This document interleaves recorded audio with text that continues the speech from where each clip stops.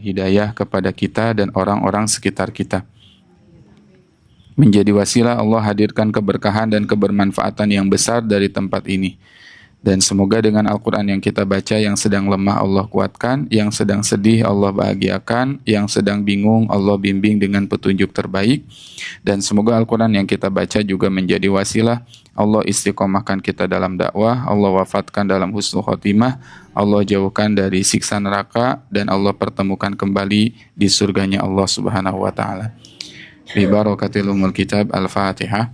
A'udzu billahi minasy syaithanir rajim. Bismillahirrahmanirrahim. Alhamdulillahi rabbil alamin. Ar-Rahmanir Rahim. Maliki yaumiddin. Iyyaka na'budu wa iyyaka nasta'in. Ihdinas siratal mustaqim. Siratal ladzina an'amta 'alaihim ghairil maghdubi 'alaihim waladdallin.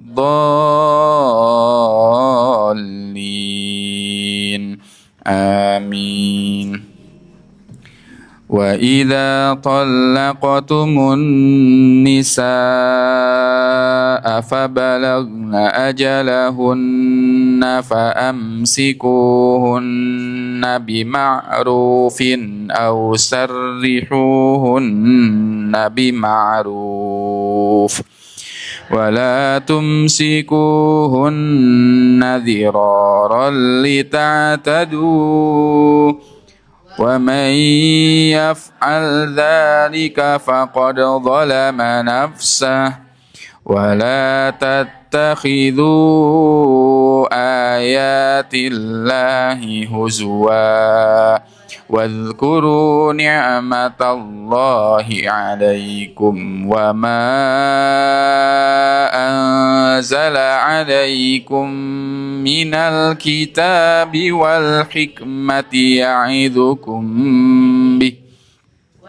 واتقوا الله واعلموا أن الله بكل شيء عليم وإذا طلقتم النساء فبلغن أجلهن فلا تعضلوهن أن ينكحن أزواجهن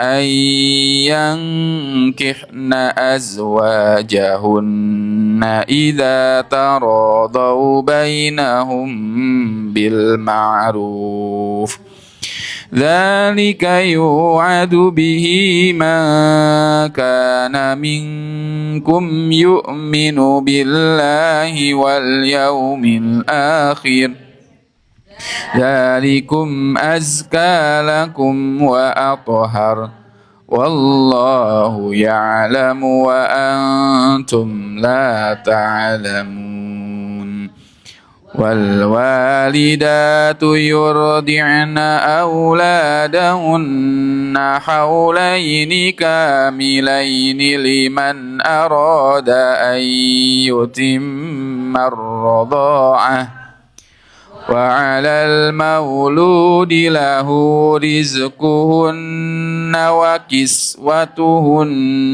بالمعروف لا تكلف نفس إلا وسعها لا تضار والدة بولدها ولا مولود له بولده وعلى الوارث مثل ذلك فإن أرادا فصالا عن تراض منهما وتشاور فلا جناح عليهما وإن أردتم أردتم أن تسترجعوا أولادكم فلا جناح عليكم إذا سلمتم ما آتيتم بالمعروف واتقوا الله واعلموا أن الله بما تعملون بصير. والذين يتوفون منكم ويذرون أزواجا يتربصن بأنفسهن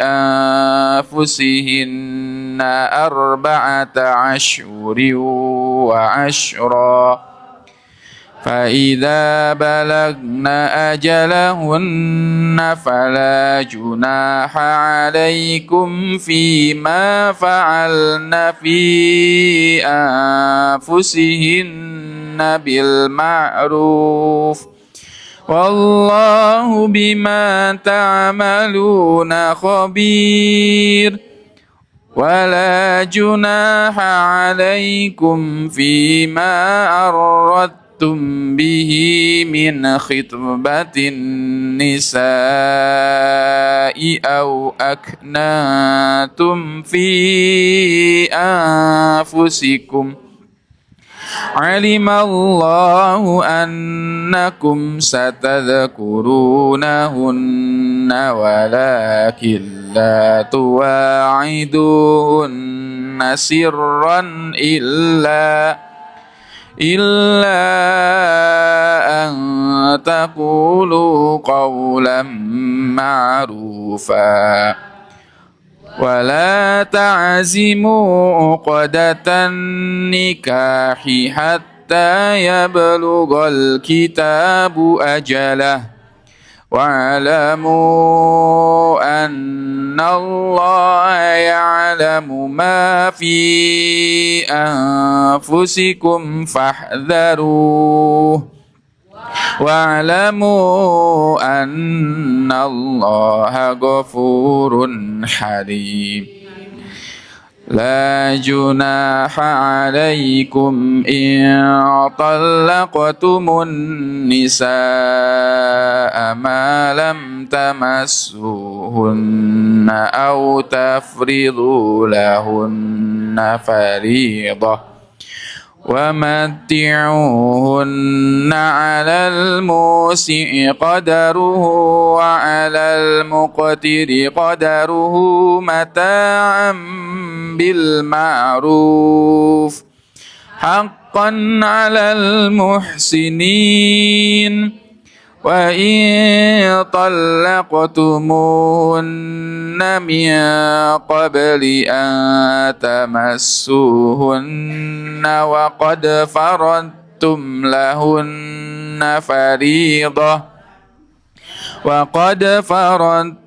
لهن فريضة فنصف ما فرضتم إلا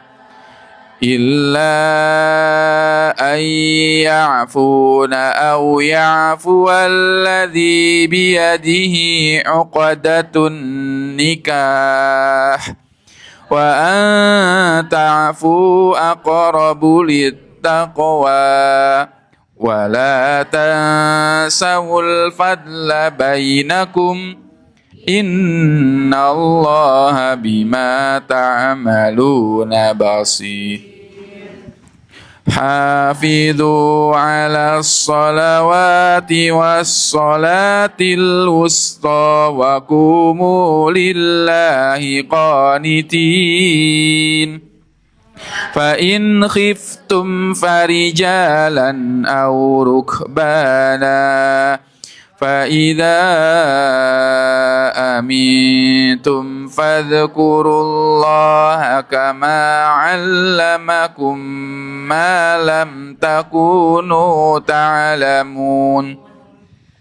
والذين يتوفون منكم ويذرون أزواجا وصية لأزواجهم متاعا إلى الحول غير إخراج فإن خرجن فلا جناح عليكم فيما فعلن في أنفسهن من معروف والله عزيز حكيم وللمطلقات متاع بالمعروف حقا على المتقين كذلك يبين الله لكم آياته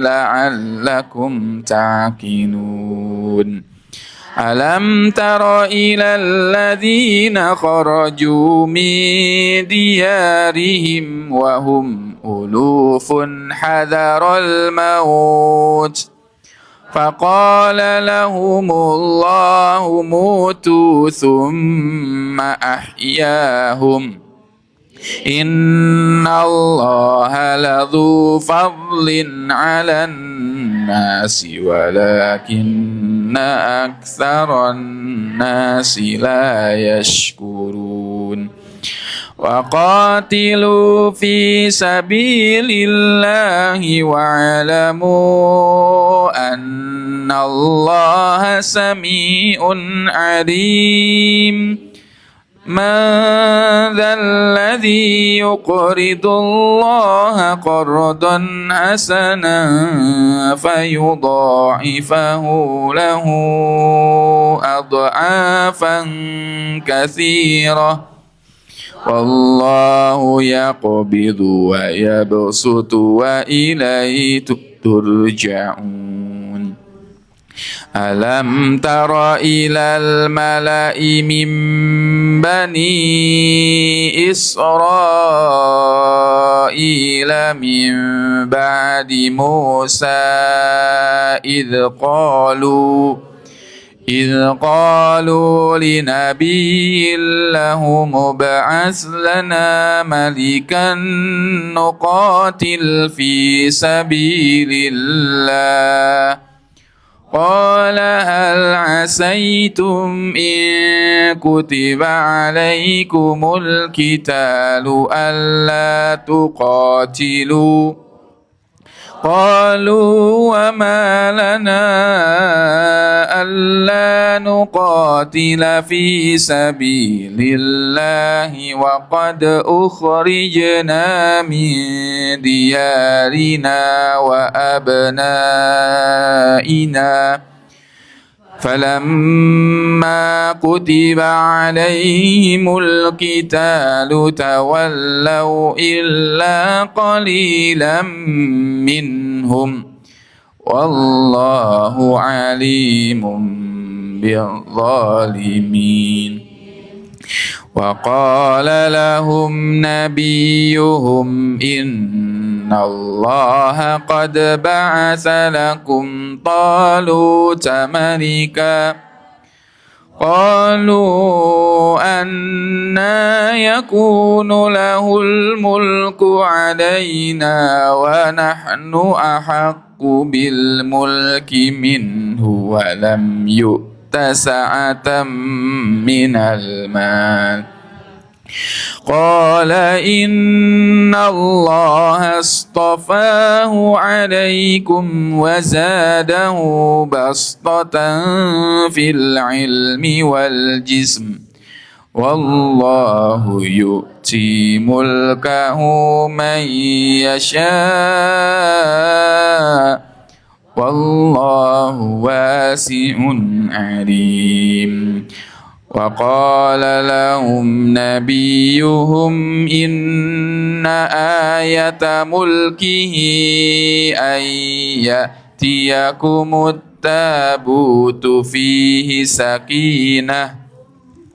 فيه سكينة من ربكم وبقية مما ترك آل موسى وآل هارون تحمله الملائكة Inna fi dzalika laayatan lakum in kuntum mu'minin.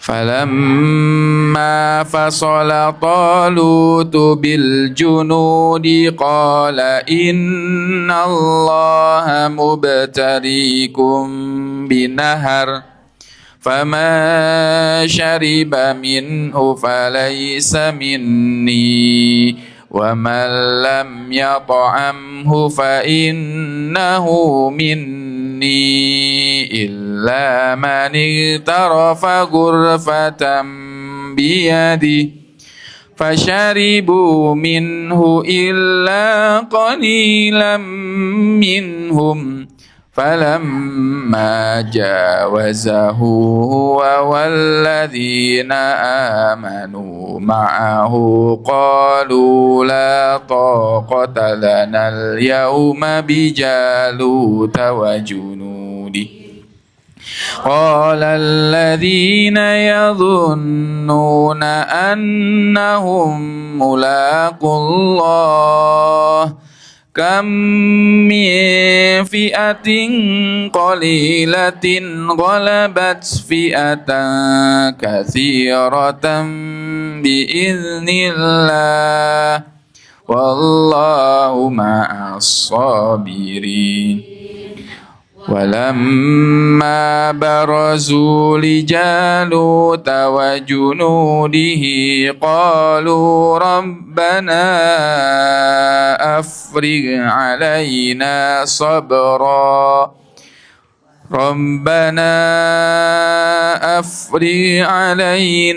صبرا وثبت أقدامنا وانصرنا على القوم الكافرين فهزموهم بإذن الله وقتل داود جالوت وآتاه الله الملك والحكمة وعلمه مما يشاء ولولا دفع الله الناس بعضهم ببعض لفسدت الأرض ولكن الله ذو فضل على العالمين تلك آيات الله نتلوها عليك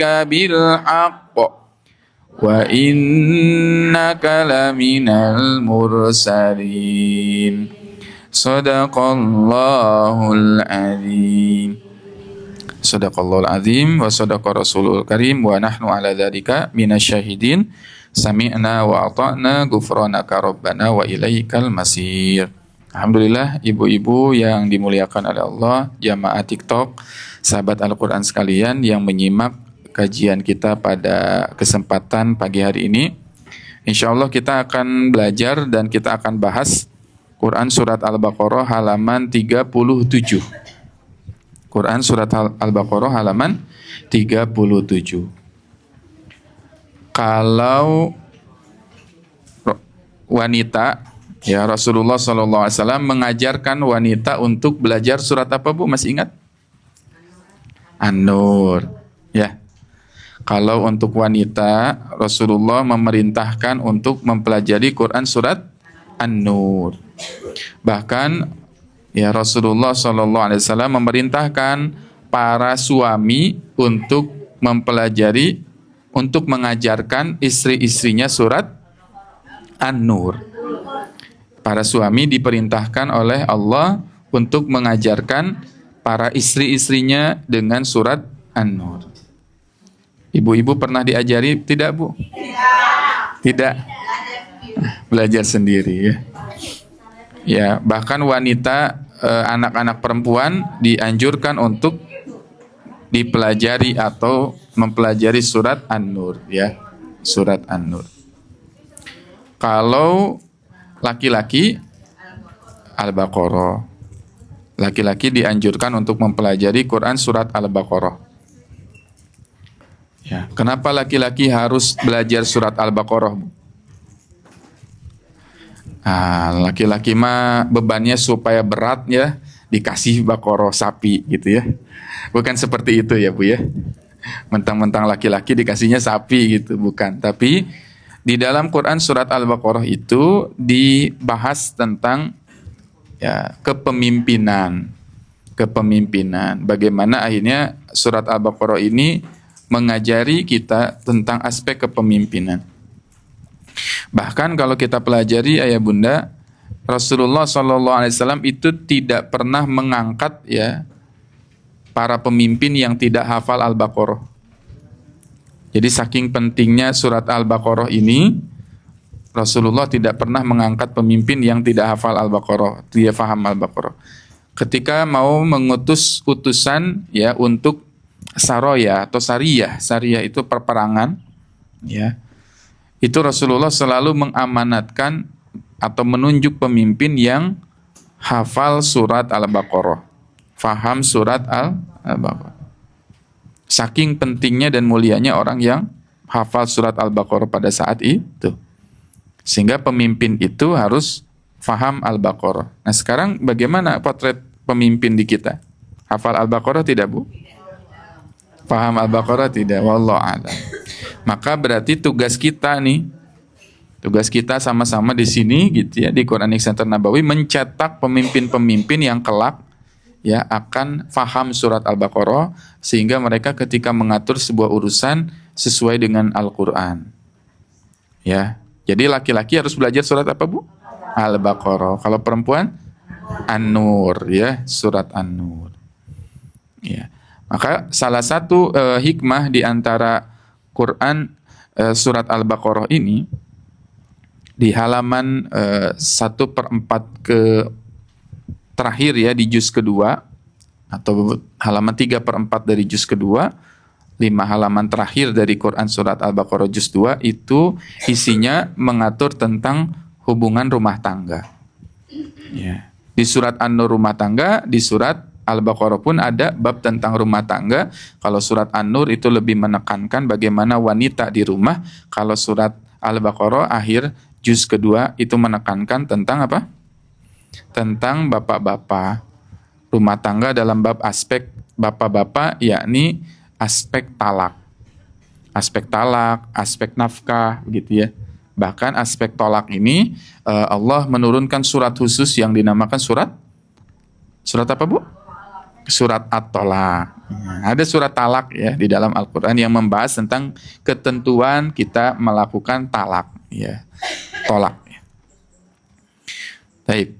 Jadi di bab ini di halaman 37 ya Allah Subhanahu wa taala ya menjelaskan kepada kita bahwasannya ya rumah tangga itu ya bab tentang talak ya. Bab tentang talak. Laki-laki hati-hati jangan gampang-gampang mengucapkan kalimat talak ya, atau bercanda dengan kalimat talak, karena bercandanya pun dihukumi sebagai sesuatu yang sebenarnya. Dua hal, pertama talak, kedua menikah.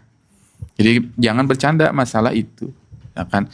Kita bercanda kepada seorang wanita, saya nikahi kamu ya, nah itu tuh bagian dari sesuatu yang benar gitu. Jadi nggak boleh main-main ya. Nah, meskipun dia apa? Meskipun dia bercanda. Ya. Wa idza talaqtumun nisa, apabila kalian ya mentalak ya wanita, idza talaqtumun nisa fabalagna ajalahunna, lalu ya sampai berakhir masa iddahnya. Ya.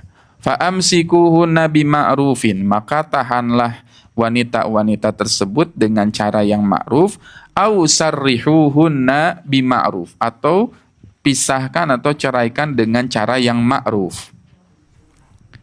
Jadi pilihannya bagi laki-laki kalau memang mau menceraikan harus apa, Bu? Ceraikan atau tidak begitu. Kalau diceraikan, kalau tidak diceraikan jangan dibiarkan terkatung-katung. Di dalam Al-Qur'an disebutkan fatadaruha kal mu'allaqah.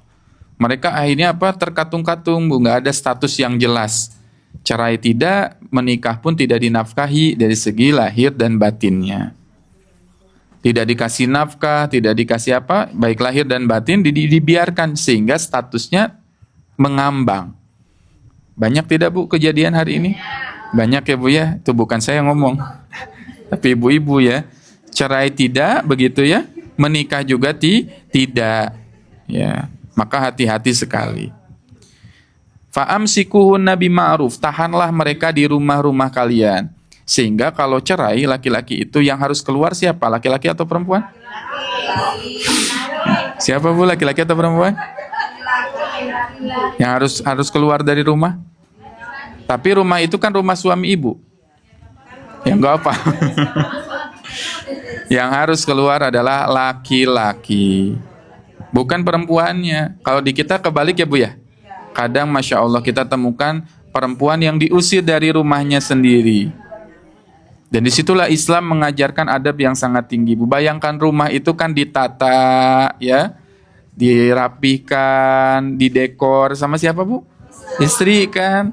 Makanya biarkan istri itu menata, silakan, sekreatif mungkin, gitu ya.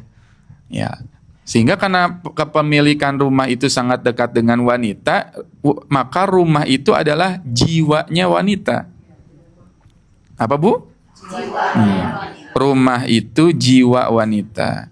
Jadi kalau wanita keluar dari rumah, dia kehilangan jiwanya sebetulnya. Kalau tanpa ada alasan yang syar'i ya, pergi keluar rumah misalkan kalau untuk nge-mall, jalan-jalan gitu ya, nggak ada alasan yang jelas, nggak ada alasan yang syar'i. Main, hanya sekedar main gitu. Maka rumah itu adalah jiwanya manusia, jiwanya wanita, dan wanita yang keluar dari rumahnya, ya gitu ya, tanpa alasan yang jelas, maka dia telah kehilangan jiwanya. Ya. Maka hati-hati dalam ya tadi meninggalkan rumah kalau tidak ada urusan yang penting. Ya. Kalau belajar penting tidak Bu? Penting. Bekerja penting? Penting. Selain dari urusan itu hindari, gitu ya. Wala tumsikuhunna dhiraral lita'tadu, dan janganlah ya kamu menahan mereka untuk memberi kemudaratan sehingga kamu melampaui batas. Jadi tadi tidak diceraikan begitu ya, tapi ditahan sama dia. Tujuannya untuk menyakiti wanita tersebut. Dan betapa banyak kasus wanita-wanita yang tidak berani cerai begitu ya, karena ditahan, dizolimi oleh suaminya sehingga mereka nggak berani untuk bercerai. Banyak konsultasi yang masuk ke saya dan istri begitu. Ustadz, saya tuh ingin bercerai tapi dizolimi gitu ya, di KDRT dan sebagainya, tapi saya tidak berani karena diancam gitu ya, dan sebagainya. Berarti itu wala tumsikuhunna dhiraral lita'tadu. Wa may yaf'al dzalika faqad dzalama nafsah. Barang siapa yang melakukan itu, sungguh dia telah menzolimi dirinya sendiri.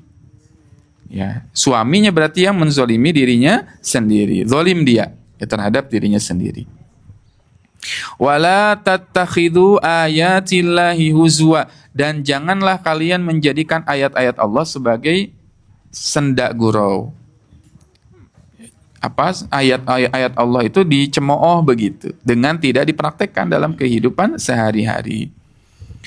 Wadhkuru ni'matallahi 'alaikum, dan ingat-ingatlah nikmat-nikmat Allah yang Allah berikan kepada kalian. Berarti rumah tangga itu harus banyak apa Bu? Mengingat nikmat Allah. Di dalam rumah tangga itu antara suami dan istri harus banyak-banyak nikmat. Ingat apa Bu? Nikmat Allah. Jangan banyak sibuk mengingat kekurangan pasangan Bu. Si bapak teh kalau sudah mandi anduknya disimpan di atas kasur. Itu kekurangan Bu. Ya, suka ngegantung pakaian di balik pintu. Ditanya ini bersih, ini bersih. Padahal udah nggak dipakai-pakai, udah bau. Berarti semuanya sama ya. Baik ya. Harus banyak-banyak mengingat nikmat-nikmat pasangan. Dengan demikian insya Allah akan harmonis rumah tangga kita. Ya. Perhatikan di sini di ayat 231, wa'alamu annallaha bikulli syai'in alim, ya, di 231 Al-Baqarah. Kemudian di ayat 232 ya, wallahu ya'lamu wa antum la ta'lamun, dan di ayat 233 ya, wattaqullaha wa'lamu annallaha bima ta'maluna basir. Ada yang pertama alim dan basir. Sehingga apa yang harus ditanamkan di dalam rumah tangga? Yang harus ditanamkan di dalam rumah tangga adalah apa, Bu? Muraqabatullah. Apa? Muraqabatullah. Apa, Bu? Muraqabatullah ya. Rumah tangga itu harus dihadirkan di dalamnya muraqabatullah. Muraqabatullah. Ya, yang di TikTok boleh diketik ya, rumah tangga itu harus didasari atas dasar muraqabatullah ya. Muraqabatullah. Apa itu muraqabatullah? Muraqabatullah itu apa? Merasa diawasi Allah. Apa, Bu? Merasa diawasi Allah. Ya, merasa diawasi Allah. Apa nih merasa diawasi Allah? Allah tahu. Tadi kan wallahu ya bikulli syai'in alim, dan Allah lihat.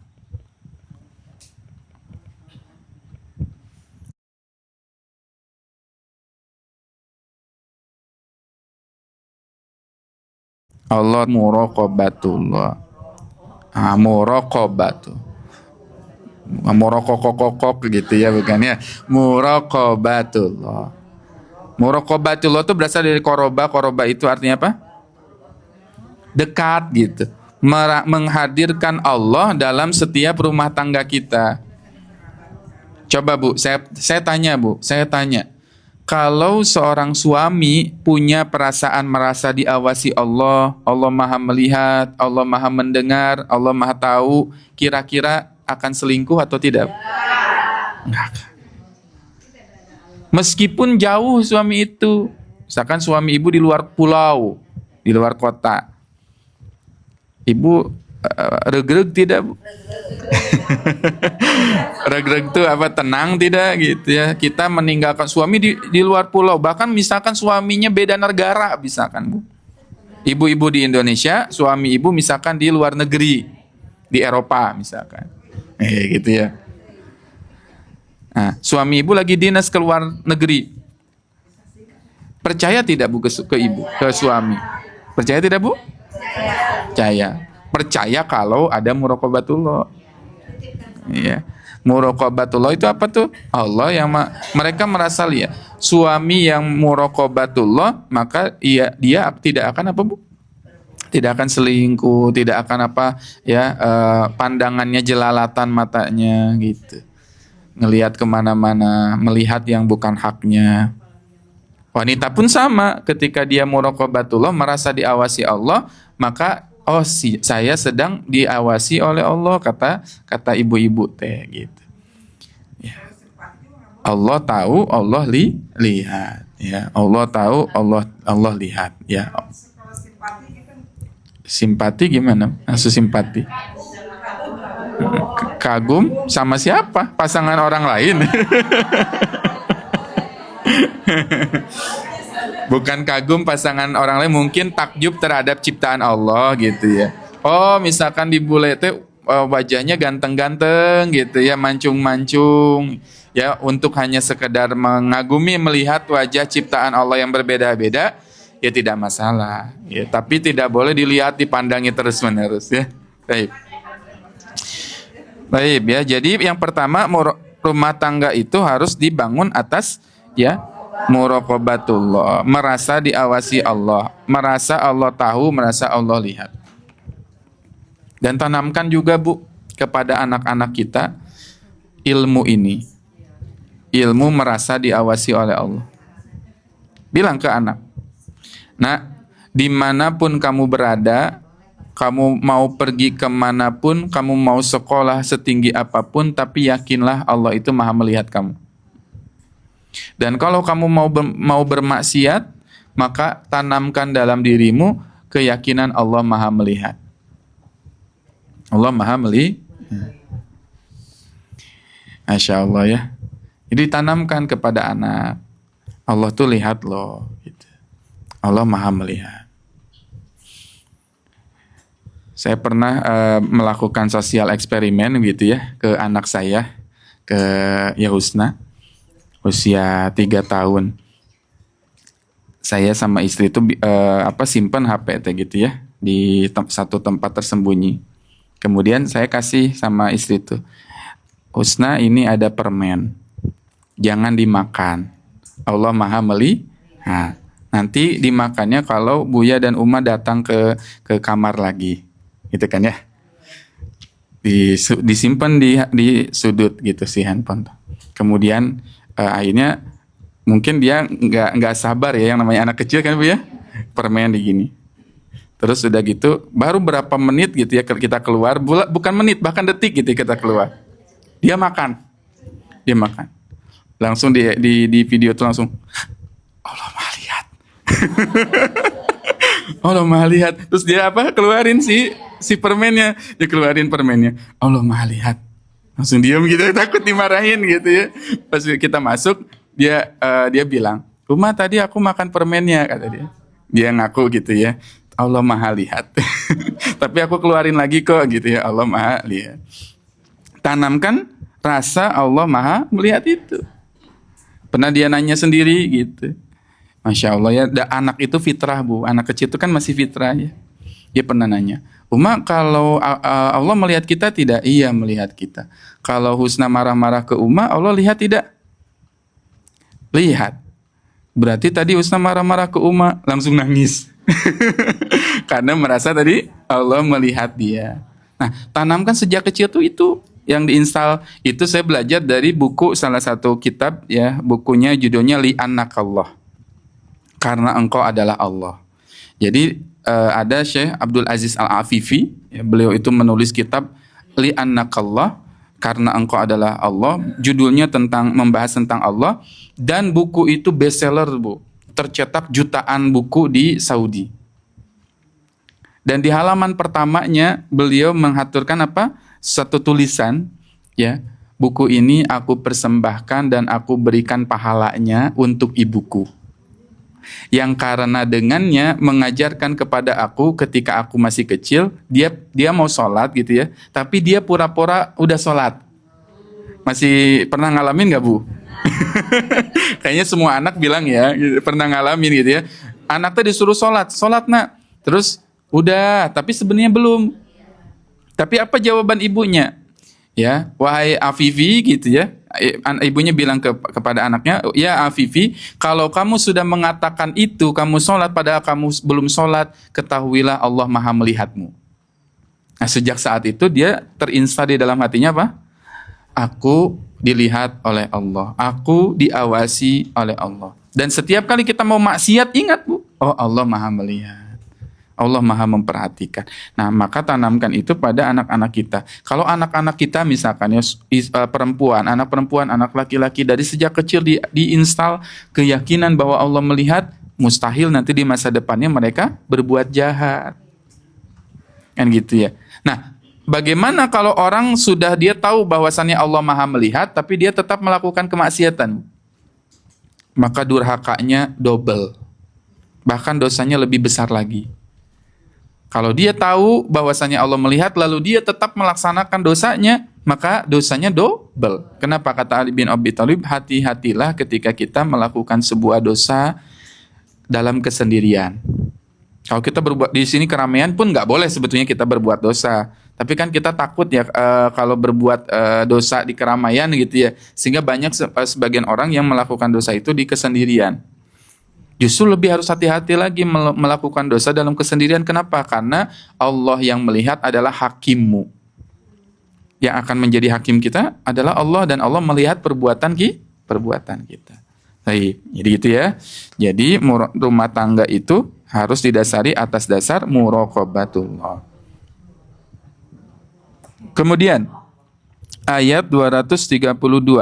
Wa idza talaqtumun nisa, apabila kalian ya menceraikan istri-istri kalian, fabalagna ajalahunna, lalu sampailah atau telah habis masa iddahnya, fala ta'duluhunna ayyankihna azwajahunna idza taradau bainahum bil ma'ruf. Masa iddah selesai. Istri itu kan, berapa masa iddahnya? Salah satu kuru 3 kali suci. Ya, 3 kali suci. Ya, sekitar 3 bulan atau 4 bulan. Ya. 3 kali suci. Maka setelah masa iddah itu selesai, kenapa ada syariat iddah, Ibu? Sampai di sini paham tidak? Kenapa harus 3 bulan? Takutnya sedang hamil. Kenapa? Karena di kehamilan itu nanti baru ketahuan nanti 3 bulanan. Itu kan ada janin atau tidak. Kalau berarti cerai, takutnya gini, 3 bulan cerai gitu ya. 3 bulan sudah pisah dari awal, ternyata dia hamil, kemudian ketika nikah, anaknya perempuan, status nasabnya ke siapa? Gitu. Masya Allah. Sedemikian indahnya Islam mengatur itu, sehingga nanti anak ini jelas dari anak siapa. Kan jangan sampai nanti ternyata nikah lagi, pas nikah lagi ternyata bukan anak si bapak ini, anaknya perempuan. Ketika bersentuhan dengan anak perempuan yang bukan mahramnya, berarti dosa, tidak Bu? Dosa. Nanti anak perempuan itu kan dicium sama ayahnya gitu ya, dipeluk sama ayahnya, berarti ketika ayahnya mencium anaknya berarti jadinya zina gitu. Mengerikan ya Bu ya. Nah, dalam Islam ditahan dulu. Lalu setelah selesai masa iddahnya, ya, janganlah laki-laki itu menghalangi ketika si perempuan itu sudah punya calon yang lain. Ada datang laki-laki solih datang, misalkan mau menikahi ya mantan istri, itu jangan ditahan gitu. Banyak juga yang kayak gitu ya Bu ya. Banyak ditahan, tidak boleh gitu ya. Padahal mah sudah tidak ada lagi apa Bu? Tidak ada lagi hubungan ya. Ya. Dzalika yu'adzu bihi man kana minkum yu'minu billahi wal yaumil akhir. Yang demikianlah yang diperintahkan oleh Allah, man kana minkum yu'minu billahi wal yaumil akhir. Untuk orang-orang yang beriman kepada Allah dan hari akhir, dzalikum azka lakum wa athhar. Yang demikian itu mensucikan dan membersihkan jiwa kalian. Wallahu ya'lamu wa antum la ta'lamun. Dan Allah tahu dan kamu tidak mengetahuinya. Baik ya. Itu bab tentang tolak ya.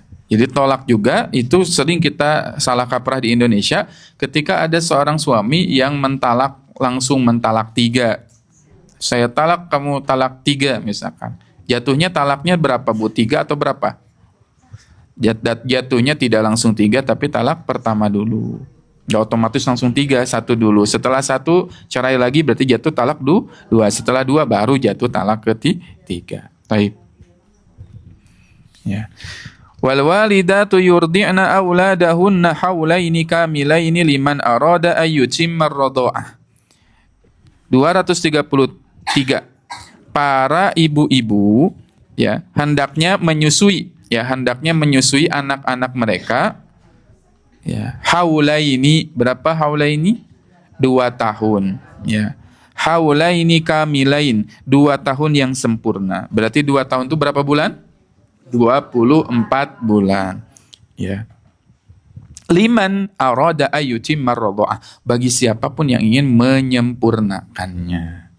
Jadi air susu ibu gitu ya, menyusui selama 2 tahun ya, dengan sesuatu yang disempurnakan selama 2 tahun penyusuan itu. Dan Maha Suci Allah, air susu itu ibu itu adalah air yang terbaik yang ada di muka bumi ini. Tidak bisa didapatkan dari manapun Bu, air susu ibu ya.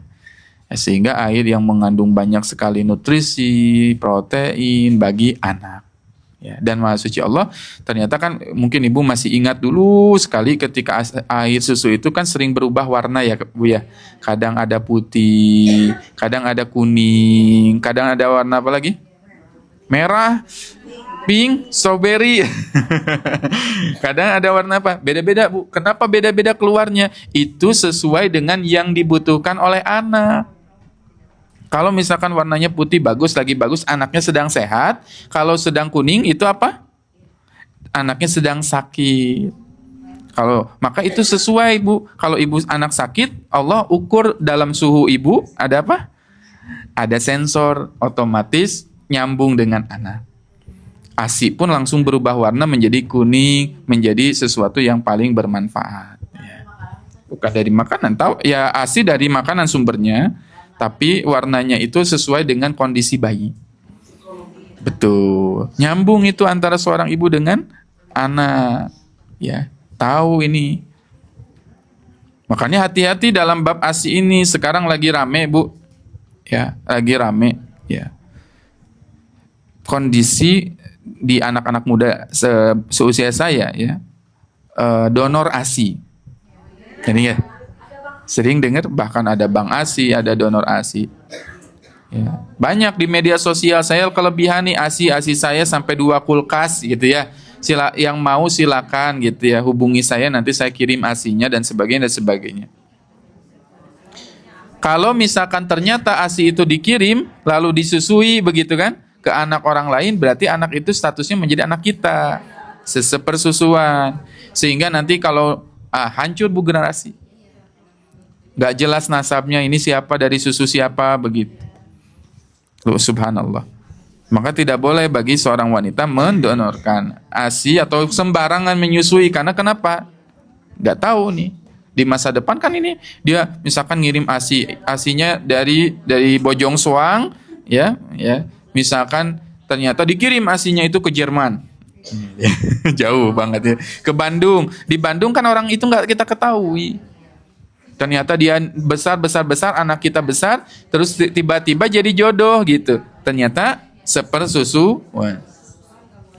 Dan ini pernah terjadi pada kasus ya, guru saya cerita itu ya. Ada seseorang pasangan suami istri, solihah dua-duanya Bu. Solihah suami istri ini. Bahkan sudah punya anak, sudah punya rumah, ya kehidupannya mapan dan sebagainya begitu. Lalu diketahui ya setelah sekian puluh tahun begitu menikah, ternyata si laki-laki ini pernah disusui oleh ibunya. Jadi akhirnya apa? Sepersusuan. Curhat kepada ustadz kami, ustadz gimana hukumnya? Harus apa? Harus cerai. Akhirnya cerai. Gimana Bu? Meskipun udah punya anak. Ya akhirnya mereka cerai. Dengan kondisi udah sayang-sayangnya gitu ya.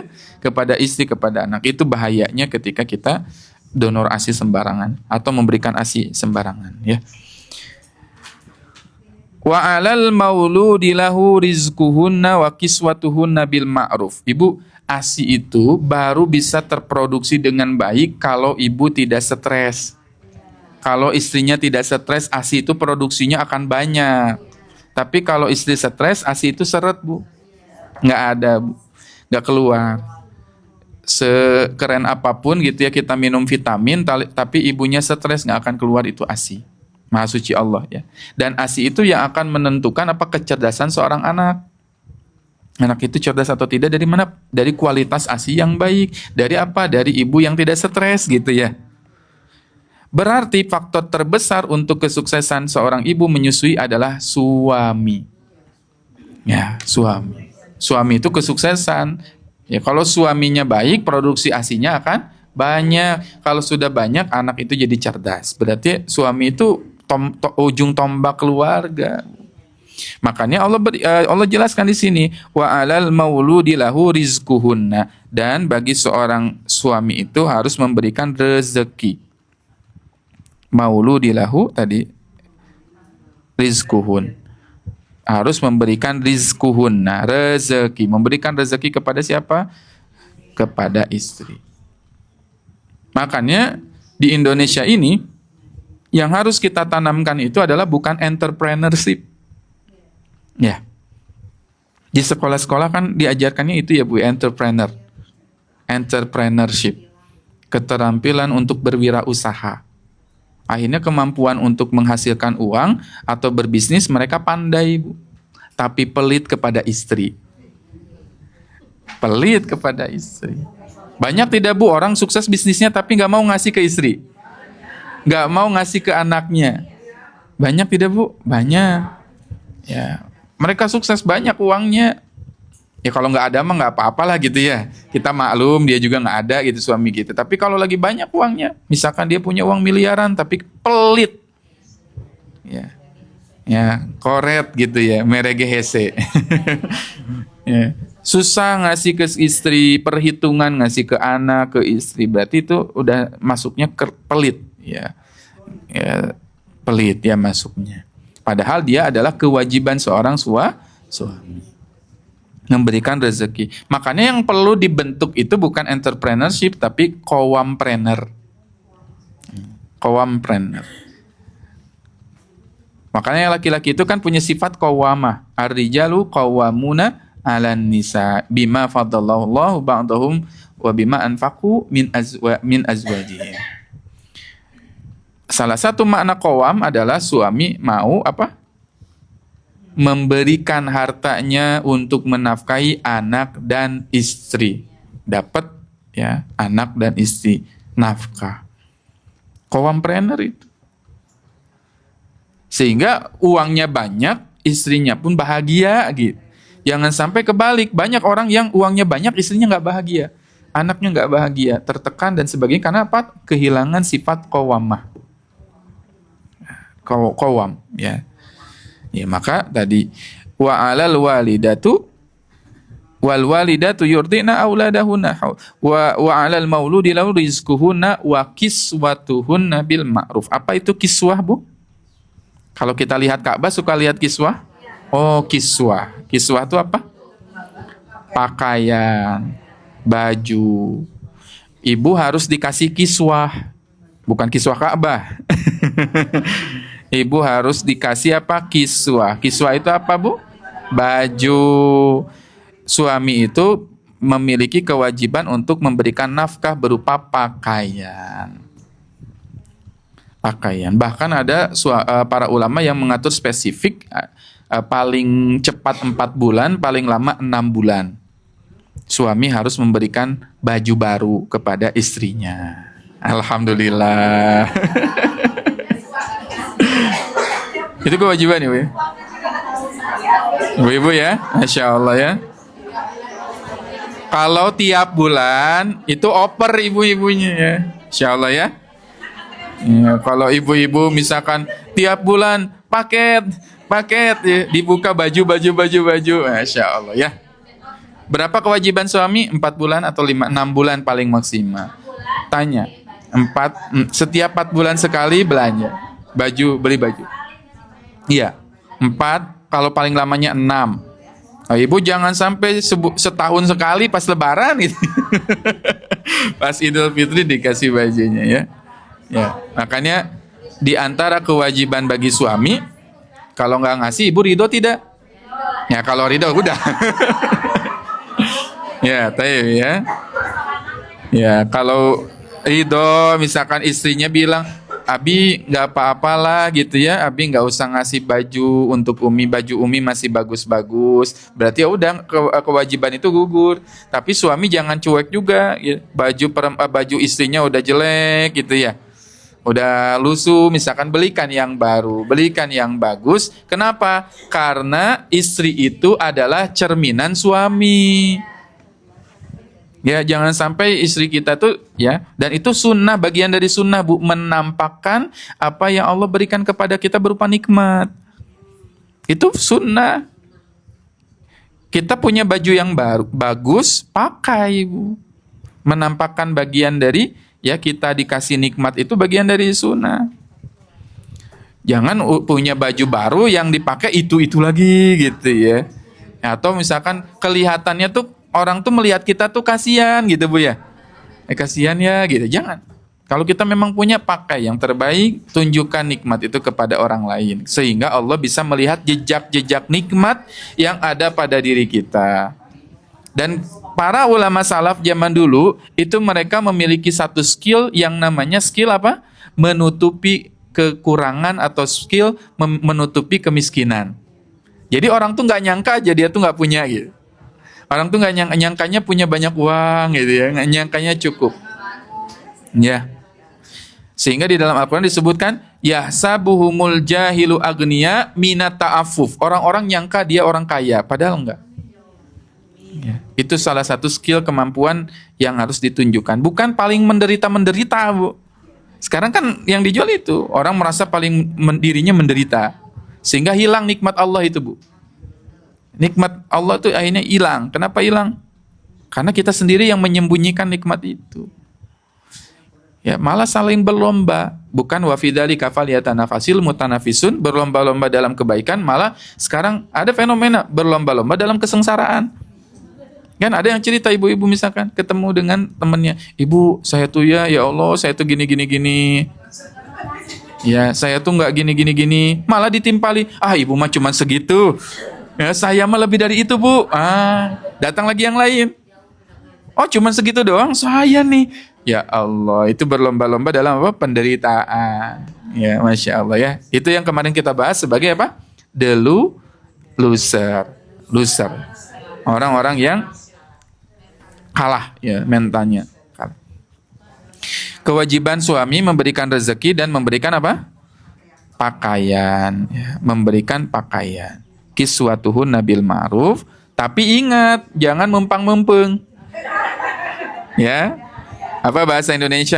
Bahasa Indonesianya mempang-mempeng, aji mumpung.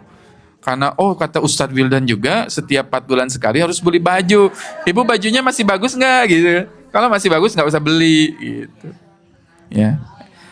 Perhatikan di sini ada kalimat dari Allah, la tukallafu nafsan illa wus'aha. Apalkan ayat yang lain dari ayat ini? La yukallifullahu nafsan illa wus'aha. Artinya apa? Suami akhirnya tidak dibebani oleh Allah Subhanahu wa taala melainkan sesuai dengan kesanggupannya. Sanggupnya segimana, Bu? Gitu. Ya, sesuai kesanggupan. Ya.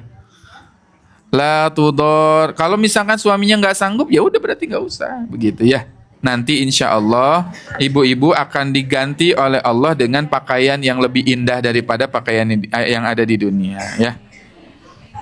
Selanjutnya, la tudarra walidatum biwaladiha wala mauludun lahu biwaladihi wa 'alal warithi mithlu dzalik. Kemudian janganlah seorang ibu itu dibuat menderita karena anaknya dan jangan pula ayahnya dibuat menderita karena anaknya.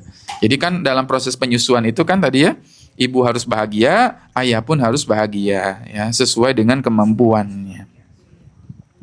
Fa in arada fisalan antara minhuma wa tasyawurin fala junaha alaihima, dan jika di antara keduanya ya, atau tidak ada dosa di antara keduanya ketika mereka itu ya tadi menyapi sebelum 2 tahun.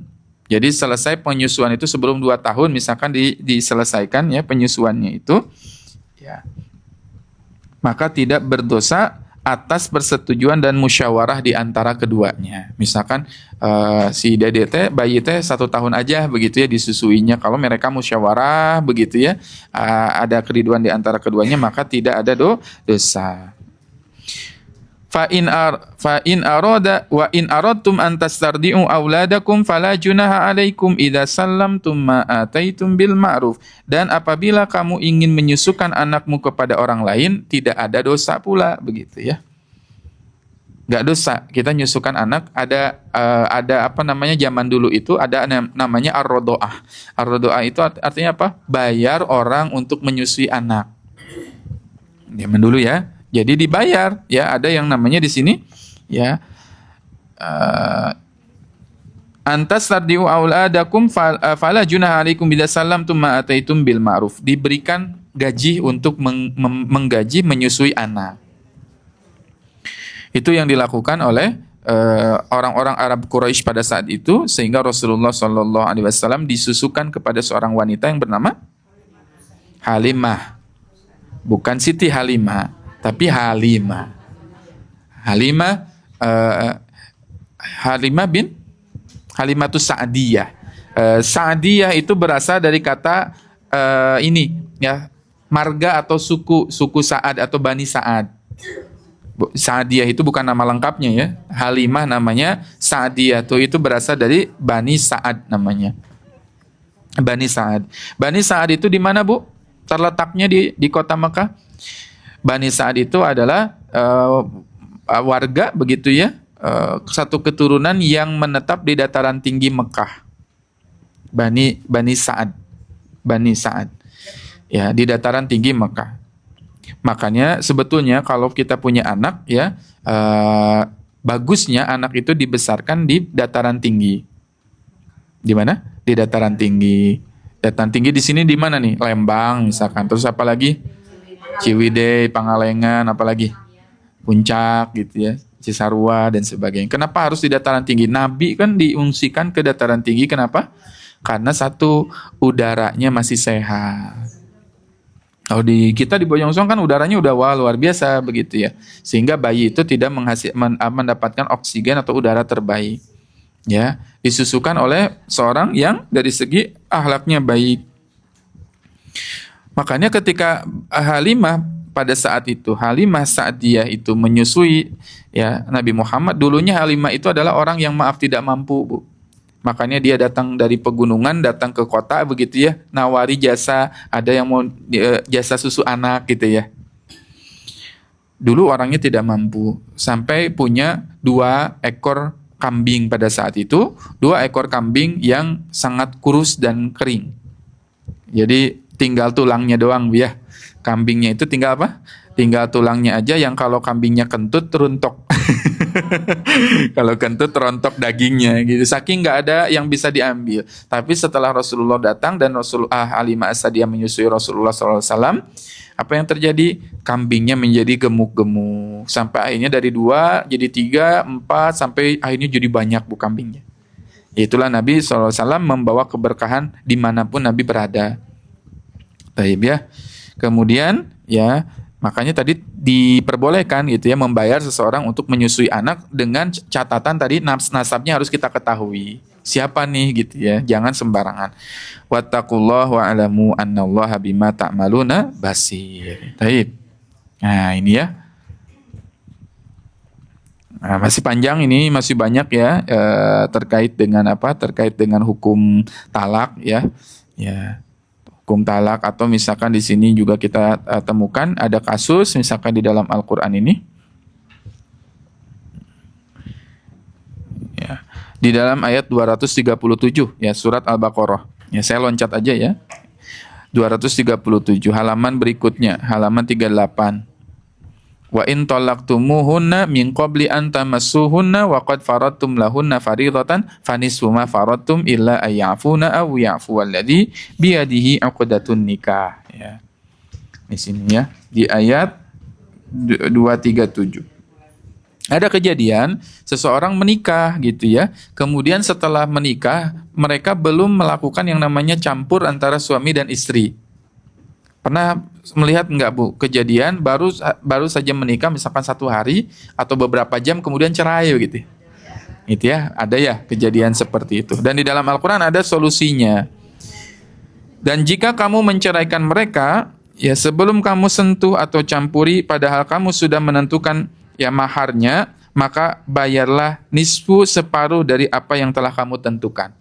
Jadi misalkan saya nikah, kemudian tadi ya ternyata nggak jadi atau cerai begitu ya, padahal belum dicampuri, maka kasih maharnya setengahnya. Sedekah. Boleh diambil lagi. Saya separuh lagi saya ambil ya gitu ya. Atau bisa juga gitu ya. Illa ayyafuna aw yafu alladhi biyadihi 'uqdatun nikah. Kecuali misalkan kalau yang punya mahar atau suami orang tuanya atau ayahnya gitu ya, dan pasangannya memaafkannya. Jadi ya udahlah, udah nggak usah ngasih mahar misalkan, saya kembalikan, kita juga belum melakukan apapun misalkan gitu ya. Tapi kalau di Indonesia kayaknya nggak bisa ya Bu ya. Ya, udah kadung malu gitu kan, udah ngundang-ngundang orang banyak, maka ibaratnya jadi kayak uang kompensasi lah begitu. Wa antafu aqrabu littaqwa, kalau kamu mampu memaafkan itu sangat dekat dengan takwa. Wala tansawul fadla bainakum. Nah ini ya yang harus ditanamkan di Indonesia tuh gini nih. Wala tansawul fadla bainakum. Kalau bercerai itu panduan dari Al-Qur'an, tidak boleh kita melupakan pasangan kita. Ya. Wala tansawul fadla bainakum. Janganlah kalian melupakan kebaikan antara satu sama lain, begitu ya. Ya, baik. Dan ayat terakhir dari surat Al-Baqarah yang akan kita bahas ayat 238. Hafizu ala sholawati was sholatil wusta wa qumu lillahi qanitin. Jagalah, kata Allah, sholat-sholat yang banyak itu, yang 5 waktu itu ya, as-sholawat yang banyak. Was sholatil wusta. Apa itu sholat wusta, Bu? Sholat wusta itu sholat apa, Bu? Sholat asar. Asar ya, sholatul wusta. Jadi nama lain dari sholat asar itu adalah sholat wusta. Apa keutamaan sholat subuh? Kita bahas dulu sholat subuh. Keutamaannya sholat subuh. 1, disaksikan malaikat. 2, man sholatas subh fahuwa fi dhimmatillah. Orang yang sholat subuh berjamaah, maka dia berada dalam jaminan Allah. Jaminan apa, Bu? Jadi kalau kita pagi ini sholat berjamaah di masjid, berarti kita dijamin sama Allah kehidupan kita. 1 hari ini. Besoknya nggak berjamaah, berarti Allah tidak menjamin kita. Coba, saya bayangkan gini. Ibu-ibu, saya akan bawa ibu-ibu sekalian pergi ke supermarket. Kemudian saya akan mengatakan, silakan ibu ambil apapun yang ibu mau, saya yang menjamin. Kira-kira ngambilnya mau banyak atau sedikit? Saya yakin sampai 5 troli.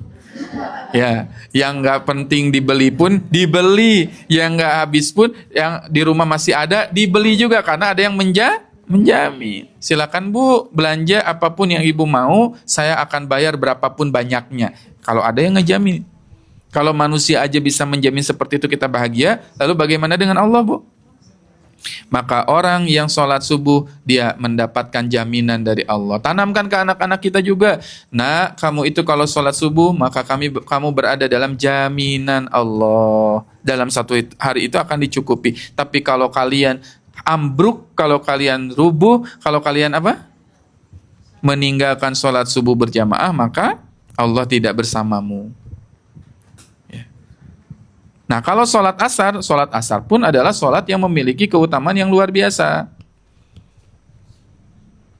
Di dalam hadis yang sahih disebutkan, man taraka sholatal asar faqad habita amaluh. Barang siapa yang meninggalkan sholat asar, maka batallah semua amalnya, semua amal, Bu. Dalam 1 hari itu dia nggak sholat asar, maka apa? Batal semuanya. Ditolak. Nggak diterima. Ibu sedekah subuh tadi gitu ya. Ibu baca Quran, ibu apa? Hadir ke sini. Asarnya nggak sholat, habita amalu. Ya. Jadi hati-hati terhadap sholat asar ini karena ini adalah waktu yang sangat krusial. Itu yang sangat krusial. Kadang-kadang kan nggak sadar asar itu kan udah mepet banget. Aduh, ini mau masuk maghrib gitu ya. Hati-hati, sering dilalaikan oleh kebanyakan orang. Sampai akhirnya Allah bersumpah dengan waktu asar. Waktu asar. Wal asr. Innal insana lafi khusr. Wal asr artinya apa? Bukan demi waktu saja, tapi demi waktu asar. Kenapa waktu asar itu sangat penting? Karena waktu asar itu adalah waktu untuk menghitung keuntungan. Kalau orang yang di pasar itu kan gimana, Bu? Ngitung untungnya itu di mana? Di waktu asar. Untung atau tidak rugi? Rugi atau tidak? Makanya di waktu asar itu kita dihitung oleh malaikat itu untung atau tidak. Itu man taraka salat al-asr faqad habita amaluh. Barang siapa yang meninggalkan salat asar, maka telah batalah ya amalnya. Semua amalnya terhapus. Nauzubillahi min dzalik. Mudah-mudahan kita bisa menjadi generasi yang menjaga sholat. Kita berdoa kepada Allah, ya Allah, melalui majelis ini mudah-mudahan Engkau karuniakan kepada kami, Engkau tolong kami untuk mendidik anak-anak kami yang mencintai sholat. Rabbi ja'alni muqimas sholati wa min dzurriyyati. Ya Allah, jadikanlah anak-anakku, keturunanku menjadi orang yang mencintai sholat. Wallahu a'lam bishawab. Ini yang bisa kita pelajari. Jazakumullah khair bagi ibu-ibu yang sudah hadir kajian langsung, dan teman-teman yang berada di TikTok, jangan lupa untuk follow terlebih dahulu akun ini dengan cara mengklik tombol ikuti di pojok kiri atas. Jangan lupa untuk di-follow agar bisa mendapatkan siaran sajian tadabbur Al-Quran setiap harinya insya Allah dari jam 6 ya, jam 6 sampai jam 7 insya Allah. Terima kasih. Bagi teman-teman di TikTok nih, ada 150 orang yang bergabung ibu-ibu pagi hari ini. Mudah-mudahan menjadi amal jariah bagi kita semua. Kita tutup dengan mengucapkan hamdalah. Alhamdulillah. Istighfar.